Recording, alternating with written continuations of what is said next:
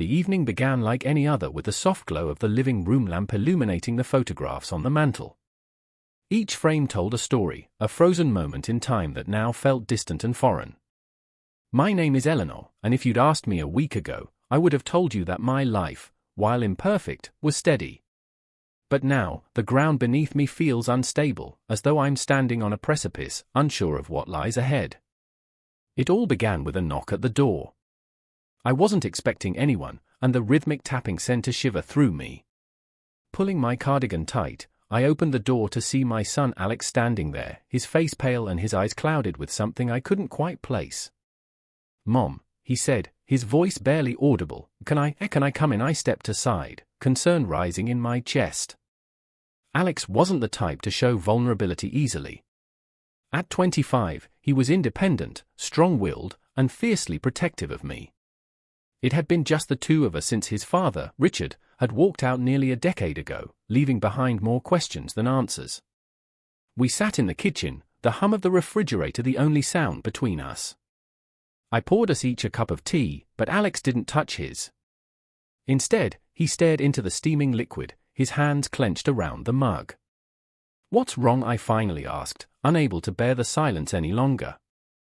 He looked up at me, his eyes filled with an emotion I couldn't name. "I've been thinking about Dad," he said. The mention of Richard's name was like a slap.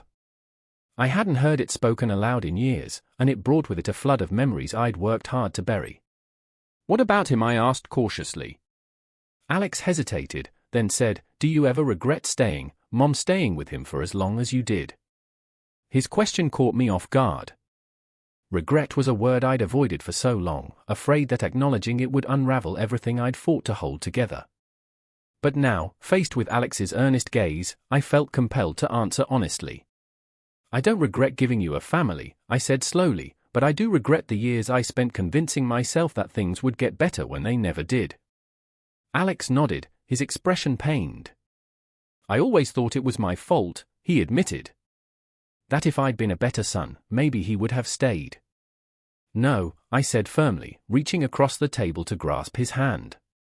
"Richard's choices were his own. You were just a child, Alex. None of this was ever your fault." We sat in silence for a while, the weight of the past settling around us like a heavy blanket. Finally, Alex broke the quiet. "I've been having dreams about him," he said, "about the day he left." My heart clenched. That day was etched in my memory like a scar, Richard's hurried departure, his refusal to meet my eyes, and the way Alex had clung to my leg, crying, as his father walked out the door. "What do you dream about?" I asked softly. "It's not always the same," Alex replied. "Sometimes he's angry, sometimes he's just gone, but in every dream, I feel like I'm the one to blame." Tears pricked my eyes, but I blinked them away. "Alex," I said, my voice trembling, "you were never to blame.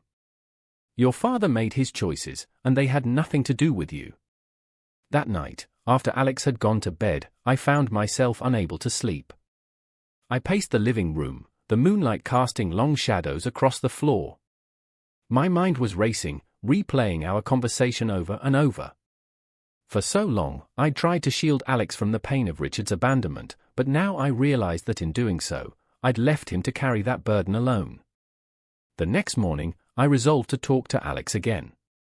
I needed him to understand that he wasn't alone in his pain, that we could face it together.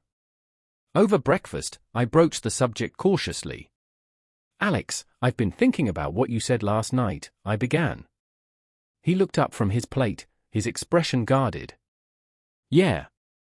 I think it's time we stopped pretending that everything's okay," I said. "We need to talk about what happened, about how it's affected both of us." Alex hesitated, then nodded. "Okay," he said, "where do we start?" We spent the day talking, really talking. We shared memories, some painful, some bittersweet. We cried and laughed, and for the first time in years, I felt a sense of release, as though a weight I hadn't even realized I was carrying had been lifted. But as the sun began to set, a new tension crept into the room. Alex's gaze lingered on me, and I couldn't shake the feeling that there was something he wasn't saying. Finally, he broke the silence. "Mom, there's something else I need to tell you," he said, his voice barely above a whisper. My heart raced. What is it? Alex looked away, his jaw tightening. I've been seeing someone, he said. Relief washed over me, but it was short-lived. The way he said it, the tension in his voice, told me there was more to the story. Who is it? I asked gently. He hesitated, then said, it's someone I work with. Her name's Sarah, but there's a problem. What kind of problem? I asked, sensing the unease in his voice. She's married, Alex said, running a hand through his hair.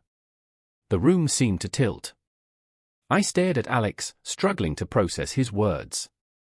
Alex, no, I said, my voice firm. You can't do this. You know how much pain infidelity causes. I know, Mom, he said, his voice cracking. But it's not that simple. She's unhappy, and I care about her. I shook my head, tears welling up. Alex, you deserve someone who can give you their whole heart, not someone who's tied to someone else. I didn't plan for this to happen, he said, his voice rising. I didn't ask for it, but now that it has, I can't just walk away. We argued late into the night, our voices echoing through the house. I begged him to reconsider, to think about the consequences, but Alex was stubborn, and I could see that his heart was already entangled. In the days that followed, our relationship grew strained. We spoke less, and when we did, it was clipped and tense. I felt like I was losing him, and it terrified me. One evening, as I sat alone in the living room, the weight of everything crashing down on me, Alex walked in. He sat down across from me, his expression somber. Mom, he said softly, I ended it. Relief flooded through me, but it was tempered by the sadness in his eyes. Are you okay? I asked. He shook his head. No, but I will be. That night, we talked for hours, and for the first time in weeks, I felt a glimmer of hope.